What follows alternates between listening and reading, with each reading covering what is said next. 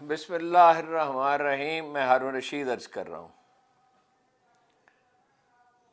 پنڈت جواہر لال نہرو کے principal secretary M اتھائی نے لکھا ہے کہ ہندوستان کو متحد رہنا تھا، لیکن ایک آدمی تاریخ کے راستے میں کھڑا ہو گیا، اس کا نام محمد علی جناح تھا۔ اور اسی کتاب میں وہ یہ کہتے ہیں کہ بھارت اسرائیل کو تسلیم کرتا۔ پہلے دن سے بھارتی لیڈرشپ کی خواہش یہ تھی کہ اسرائیل کو تسلیم کر لیا جائے۔ آبویسلی ان کا اسرائیل کے ساتھ کیا پرابلم تھا، لیکن ایک آدمی تن کر کھڑا ہو گیا اور اس نے ایسا کرنے نہیں دیا۔ اس کا نام ابوالکلام آزاد تھا۔ کبھی ایک آدمی اتنا اہم ہو جاتا ہے کہ تاریخ کا پہیہ گویا اس کے ارد گرد گھومنے لگتا ہے، اور اسے نظر انداز کر کے کوئی قوم اپنا فیصلہ صادر نہیں کر سکتی۔ وہ ضروری نہیں ہے کہ وہ بہت پارسا ہو، یہ ضروری نہیں ہے کہ وہ بہت عظیم معتبر شخصیت کا حامل ہو، اور ضروری نہیں ہے وہ قائد اعظم جیسا بے داغ کردار کا آدمی ہو، لیکن وہ اہم ہو جاتا ہے عوامل کی وجہ سے۔ اصل میں شخص اہم نہیں ہوتا، وہ عوامل اہم ہوتے ہیں جو اس طرح کی شخصیت کو جنم دیتے ہیں۔ ابھی ایک ٹی وی پروگرام، ابھی میں نے اس کی سرخیاں دیکھی، ایک دوست نے بھیجا ہے، نہایت اچھے دوست ہیں، کہ عمران خان کے غبارے سے ہوا نکل گئی۔ عمران خان ایک تو غبارہ نہیں اس نے پکڑا ہوا، دوسرا ہوا نہیں نکل سکتی۔ مستقبل قریب میں اس کا کوئی امکان دور دور تک نظر نہیں آتا۔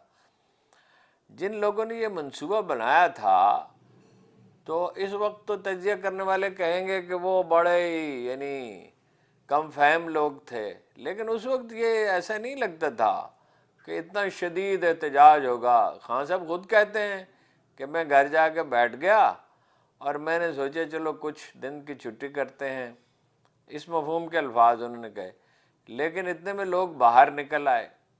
نہیں، اس سے یہ پتہ چلتا ہے کہ جو ان کے حامی تھے، جیسے جب بھٹو کو نکالا گیا تو ان کے حامی گھر میں نہیں بیٹھ گئے تھے۔ آپ سارے عوامل کبھی کیلکولیٹ ہی نہیں کر سکتے۔ اس کی وجہ یہ ہے کہ انسان کی خواہش اور تمنا اسے دھوکہ دیتی ہے، وہ اسے صحیح تجزیہ کرنے نہیں دیتی۔ لیکن پھر کیا ہوا؟ پھر یہ ہوا کہ خلق خدا اس کی حمایت میں اٹھ کے کھڑی ہو گئی، اور اس کی وجہ اس کے جو شخصی کنٹریبیوشن ہے، یعنی اس کے شوکت خانم ہاسپٹل ہے، ورلڈ کپ ہے، شوکت خانم ہاسپٹل ہے، نمل کالج ہے، کے علاوہ حکومت میں اس کی کارکردگی تھی۔ اس وقت ہم نہیں سمجھ رہے تھے، ہم خود بہت تنقید کرتے تھے، بڑی مہنگائی ہے، 12% مہنگائی، بڑی مہنگائی ہے، ظاہر ہے 3-4% تو 5% تو اس سسٹم میں 6% تو ہوتی ہی ہے۔ یہ سرمایہ دارانہ نظام ہے، اس میں قیمتیں ہر سال بڑھتی ہیں۔ لیکن کرونا تھا، اور قرضے کا اتنا بڑا بوجھ تھا، اب تو خیر اس سے کئی گنا زیادہ ہو گیا، خود انہیں بھی قرض لینا پڑا، اور بہت ٹیکٹفلی جس چیز کو اجاگر نہیں کیا جاتا کہ انہوں نے کرونا میں جو امداد ملی اس کا بڑا حصہ جو ہے وہ سنبھال رکھا اور ٹیکٹفلی اس کو ہینڈل کیا۔ قدرت نے ان کی مدد کی، ان کے ساتھیوں نے بھی، جب اللہ مہربان ہو تو بڑے راستے نکلا۔ پھر انہوں نے زر مبادلہ کے ذخائر میں اضافہ کیا، ظاہر ہے پیسے بھی بر وقت واپس کیے جاتے رہے، کوئی ڈیفالٹ کا سوال ہی پیدا نہیں ہوا، کوئی ذکر ہی نہیں ہوا ڈیفالٹ کا۔ چیختے رہے لوگ مہنگائی ہے، مہنگائی تو تھی تو، لیکن یہ ہے کہ ساری دنیا میں کرونا نے تو ساری امریکہ کو ہلا ڈالا، اور امریکہ ہی کو کیا ہلا ڈالا، آج کی ساری دنیا جو ہے وہ اس کے اثرات آج تک بھگت رہی ہے۔ کوئی دنیا کا ملک ایسا نہیں ہے جو اس سے متاثر نہ ہوا۔ لیکن ان برے حالات میں بھی آدمی جب منظر سے الگ ہو جاتا ہے کسی کام سے، تو اس وقت اس کے محاسن کا اور خامیوں کا اندازہ، خامیاں تو تھیں، بزدار جیسے شخص کو وزیر اعلیٰ بنا دیا، محمود خان کو بنا دیا، وہ تنگ آئے ہوئے تھے کیونکہ خٹک صاحب بات تو مانتے نہیں تھے، انہیں اپنا گروپ بنا رکھا تھا، وہ روایتی سیاست کرتے تھے، جوڑ توڑ کے آدمی، اور بزدار کو تو بنانا اتنا ہولناک غلط فیصلہ تھا کہ وہ اپنا یہ سمجھتے تھے کہ مرکز سے چلائیں گے۔ یہ تصور غلط تھا، مرکز سے نہیں چلایا جاتا۔ تو یہ مرکز سے کنٹرول کرنے کا تصور غلط تھا، بہت خرابی ہوئی. لیکن یہ عجیب بات ہے کہ ایک آدمی نے ڈیم بنانے شروع کر دیے، ایوب خان کے بعد کسی نے سوچا نہیں تھا. اچھا ہیلتھ کارڈ جاری کیا جو تیسری دنیا میں کوئی اس کا تصور نہیں کر سکتا. یعنی انڈیا کی اکانومی اتنی بڑی ہے، وہ دہلی میں تو کچھ نہ کچھ سہولتیں لوگوں کو دی گئی ہیں، ورنہ یہ اس طرح کے ملکوں میں جیسا ہمارا ہے جہاں اشرافیہ کی اتنی گرفت، ہر کہیں ہے ویسے اشرافیہ گرفت، کہیں زیادہ ہے کہیں کم ہے. ہیلتھ کارڈ جاری کرنا ایک بہت بڑا کارنامہ تھا. ڈیم بنانا بھی اب آغاز ہی کیا مگر تھا. اور یہ جو ہے کتنے بے پناہ روپیہ اس میں کرونا کے دنوں میں تقسیم کیا. تو یہ عمران خان کے غبارے سے ہوا نہیں نکل سکتی. یہ سارا منصوبہ نادرست ہے. میرا پوائنٹ یہ نہیں ہے کہ عمران خان صاحب نے کوئی غلطی نہیں کی یا جو ان کا طرز عمل ہے وہ بالکل درست ہے. میں مستقل طور پہ پوائنٹ آؤٹ کر رہا ہوں کہ بھئی یہ جو چڑھانے کا عمل ہے جو دوسرے بھی کر رہے ہیں وہ بھی کر رہے ہیں، تو اس سے کشیدگی بڑھتی چلی جائے گی. کبھی امن نہیں آئے گا، کبھی استحکام نہیں. اگر ان حالات میں الیکشن ہو، بعض لوگ کہتے ہیں کہ الیکشن ہو جائیں تو ہر چیز ٹھیک ہو جائے گی. الیکشن سے کوئی چیز ٹھیک نہیں ہوگی. اصل میں یہ ہے کہ کشیدگی کم ہو، اصول طے کیے جائیں کھیل کے، احتساب کا نظام بنایا جائے اور اس میں جو حکومت بنے اس کے لوگوں کا پہلے احتساب ہونا چاہیے. اور جن لوگوں نے ملک کو لوٹا ہے وہ تو سب جانتے ہیں. اب یہ ہم لوگ کا ہم بہت جذباتی قوم ہے، بس کسی ایک کو ٹارگٹ کر لیتے ہیں. اس میں فوج ٹارگٹ ہے کہ وہ غلط کر رہی ہے. سوشل میڈیا کے اگر آپ دیکھیں، او بھائی وہ تو آج آئے ہیں نا، تو اس سے پہلے کیا ہو رہا تھا. اور یعنی یہ تو ایک کلچر تھا تو قائد اعظم کے بعد پروان چڑھنا شروع ہوا اور مستقل طور پہ بڑھتا چلا گیا. قرضے لیتے جاؤ. اور دوسرا پہلو یہ ہے کہ حکمران کاروبار کریں اور سمیٹیں پیسہ. یہ جو ایون فیلڈ کے اپارٹمنٹس ہیں، اپارٹمنٹ تھوڑی محلات ہیں، تو اس کا پیسہ کہاں سے آیا ہے؟ اتنی دولت کہاں سے حمزہ کے پاس کہاں سے آ گئی؟ زرداری صاحب کے پاس کہاں سے آئی؟ ویزیبل کاروبار تو ان کو کوئی جو بھی ہے وہ اتنا نہیں ہے. اور کاروبار حکمران کیسے کر سکتے؟ خان صاحب کے ارد گرد تو ضرور ایسے لوگ تھے جنہوں نے پیسے بنائے، بے قیدگیاں کیں. ایک فیصل آباد میں صاحب تھے، یہاں 2-3 آدمی تھے اور کچھ لوگ تھے. لیکن وہ اس کا یہ طریقہ نہیں ہے بعض برس کا، دوسروں سے بھی، صرف انہی سے نہیں، کہ تقریریں کی جائیں اس پہ اور شور مچائیں. خواجہ حسن صاحب نے تو شوکت خانم کو بھی کنٹروورشل بنا دیا. اللہ کے بندے، شوکت خانم پہ تو رحم کرو. کینسر کے مریضوں کا علاج ہوتا ہے اور لوگوں کو اس پہ اتنا ٹرسٹ ہے کہ کراچی میں 3 گنا بڑا ہاسپٹل بن رہا ہے، پشاور میں بن گیا، اور کام کرنے کا موقع ہو تو درجنوں بن سکتے ہیں. دنیا میں اس کی مثال نہیں ہے. وہ تو ادارے کر سکتے ہیں. اب اداروں کے سب خلاف بلا استثناء. نہ کوئی اچھی پولیس بنانا چاہتا ہے. چودھری پرویز الہی نے سٹینڈ لے لیا، اللہ ان پر رحم کرے، آج کل بڑی مشکل میں ہے. سٹینڈ لے لیا جی، 4 ضلعوں میں افسر ہمارے لگیں گے، پولیس والے بھی ہمارے لگیں گے. یہ کون سا طرز حکومت ہے جی؟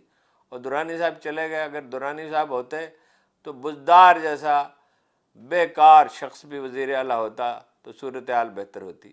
ادارے نہ صرف ہم نے بنائے نہیں ہیں جن پہ قائد اعظم بہت زور دیتے، ساری دنیا، مہذب دنیا میں سول ادارے، F B R, police, civil service, بوال سول سروس، عدلیہ سب سے اہم عدلیہ ہے. جب یہ ادارے مضبوط و مستحکم ہو جاتے ہیں اور اس میں مداخلت نہیں ہوتی. ہمارے پہلے چیف جسٹس جناب عبدالرشید نے وزیر اعظم لیاقت علی خان کے ساتھ ملاقات سے انکار کر دیا تھا کہ حکومت کے خلاف ایک مقدمہ میں آپ سے نہیں مل سکتا. یہ ادارے مستحکم ہوں گے تو بات آگے بڑھے گی. بہرحال عمران خان صاحب کا ذکر تھا کہ انہیں مائنس کر دیا جائے گا. 10 سال لگے رہے، نہیں کر سکتے، جو مرضی کر لیں، کوئی صورت ہی نہیں ہے. انہیں بھی چاہیے کہ وہ، میں نے آخری ملاقات میں ان سے کہا، پہلے بھی ذکر کیا ہے، پھر دہراتا ہوں کہ صبر بڑی چیز ہے. قرآن مجید کہتا ہے وَلَنَبْلُوَنَّكُمْ بِالشَّيْءٍ مِّنَ الْخَوْفِ وَالْجُوعِ وَنَقْصٍ مِّنَ الْأَمْوَالِ وَالْأَنفُسِ وَالثَّمَرَاتِ وَبَشِّرِ الصَّابِرِينَ الَّذِينَ إِذَا أَصَابَتْهُمْ مُصِیبَةٌ قَالُوا إِنَّ لِلَّهِ وَإِنَّا إِلَیْهِ رَاجِعُونَ. یہ بار بار میں یہ آیت پڑھتا ہوں کہ ہم تمہیں خوف بھوک سے آزمائیں گے، جان و مال کے نقصان سے، پھلوں کی تباہی سے، اور بشارت ان کے لیے ہے جو صبر کریں اور یہ کہیں کہ ہم اللہ کے پاس آئے تھے، اللہ کے پاس لوٹ جانے. یعنی زندگی کی کوئی اہمیت نہیں ہے. جو چیز ہم نے کھو دی ہے وہ پیشنس ہے، وہ توکل ہے. قائد اعظم کے بعد کوئی متوکل لیڈر نہیں آیا. اور جس چیز کی ہمیں پرواہ نہیں ہے وہ یہ ہے کہ سب نے منفی انداز فکر اختیار کر رکھا ہے. دوسروں کو ڈیمیج کریں گے، تباہ کریں گے تو ہم پھلے پھولیں گے. ایسے نہیں ہوتا. کوئی رواداری کے بغیر کوئی جمہوریت نہیں ہے. یونانی فلاسفرز بڑا مباحثہ ہوا، اور میرا خود بھی کوئی اس کا وسیع مطالعہ نہیں ہے، لیکن کچھ چیزیں میں نے پڑھی ہیں کہ یہ جمہوری نظام بڑی تباہی لاتا ہے. اور یہ جب تک شہریوں کی تربیت نہ، اور وہ بالکل ٹھیک کہتے. دیکھیے 2500 سال پہلے انہوں نے کی. رائے عامہ جو ہے اس کی تو کوئی تربیت نہیں ہے، علم نہیں ہے، شعور نہیں ہے، اور اس لیے اکانومی بھی نہیں ہے. ہماری منیمم $25 بلین کی، بھارت کے مقابلے میں $200 بلین ہے، تو ہماری $25 بلین کی تو منیمم ہونی چاہیے تھی. ویسے $50 بلین کی ہونی چاہیے تھی آئی ٹی کی برآمدات. ہمارے لوگ بدرجہ، ہمارے پائلٹ ان سے دو گنا بہتر ہیں، ہمارے سپاہی ان سے بہتر، ہمارا سائنسدان تو اتنا بہتر ہے کہ وہ شاید مناسب نہیں ہے اس کی تفصیلات بیان کرنا. کوئی دنیا میں اس کا کمپیریزن نہیں. اس کے پاس وسائل نہیں ہیں. اگر آج کے پاس وسائل ہوں تو کوریا نے کیا میزائل بنائے ہیں، اور ایون بڑے بڑے ملکوں نے، اگر اس کے پاس وسائل ہوں تو دنیا کا سب سے اچھا اسلحہ وہ بنا سکتا ہے. ہماری $25-30 بلین کی اگر آپ تصور کریں کہ صرف آئی ٹی کی ہوتی اور سائنس پہ تو ہم نے توجہ برآمدات ہوتی، تو ہم کہاں کھڑے ہوتے. میں وہی بات جو ہر روز کہتا ہوں، آج پھر کہتا ہوں، کشیدگی ختم کرنا ہوگی. سب لوگوں کو اپنے رویے میں تبدیلی لانا ہوگی. اس کے بغیر ملک ٹھیک نہیں ہو سکتا. یہ فتح کرنے کی جو خواہش ہے نا کہ ایک دوسرے کو فتح کر لے، یہ اور زمانے تھے، اور ان زمانوں میں بھی اس سے خرابی ہی پیدا ہوتی تھی. ایک منیمم کنسنسس ڈیولپ کرنا پڑے گا، اس کے بغیر نہیں ہوگا.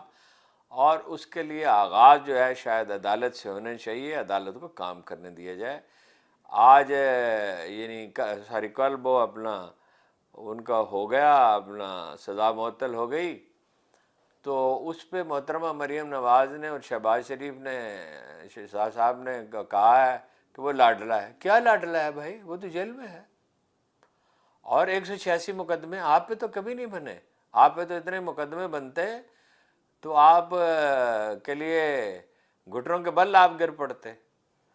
تو کوئی نہ کوئی یعنی صورت ایسی نکالنی ہوگی، کوئی مفاہمت بھی ہو، اور انصاف قائم ہوگا تو ملک پھلے پھولے گا. انصاف کے بغیر کوئی معاشرہ پھل پھول نہیں سکتا.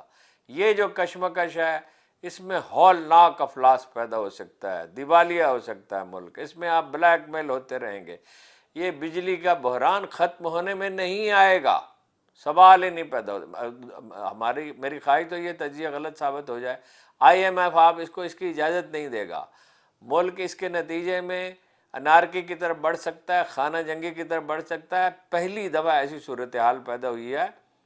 سیاست دانوں کے درمیان کوئی group of people, civil society کے لوگ آگے بڑھیں اور مفاہمت کرائیں، اور میڈیا کو بھی اس میں مدد کرنی چاہیے، ورنہ خرابی اتنی بڑھ جائے گی. 1.5 کروڑ لوگ اس سال درخواستیں دیں گے ملک سے باہر جانے کے لیے. 10% کو ملتی ہے. 1,44,45 لاکھ کا اندازہ ہے. پچھلے سال لوگ چلے گئے. سرمایہ فرار ہو رہا ہے. بڑے بڑے صنعت کار ملک سے باہر جا رہے ہیں. دولت بھی باہر چلی جائے گی، ذہانت بھی چلی جائے گی. یہ بدترین افریقی ملکوں کی سطح پہ چلے جائے گا. آپ کے پاس لے دے کے ایک ایٹمی پروگرام رہ جائے گا، ایک چین کی حمایت رہ جائے گی. حملے کا خطرہ تو نہیں، لیکن افلاس اتنا پھیل جائے گا، پہلے ہی پھیلا ہوا ہے، کہ آپ جیسے میں نے کہا کہ دنیا کے کمزور ترین ملک ہو جائیں گے. سوویت یونین اس لیے نہیں ٹوٹا تھا کہ اس کی فوج مضبوط نہیں تھی، یا وہ محض اس لیے نہیں کہ افغانستان میں اس نے ایڈونچر کیا تھا. 5 لاکھ آدمی، 5 لاکھ اس زمانے میں ماسکو شہر میں داخل ہوتے تھے ڈبل روٹی خریدنے کے لیے. سارا نظام بکھر جاتا ہے اگر آپ کی معیشت مضبوط نہ ہو اور سول ادارے نہ ہوں.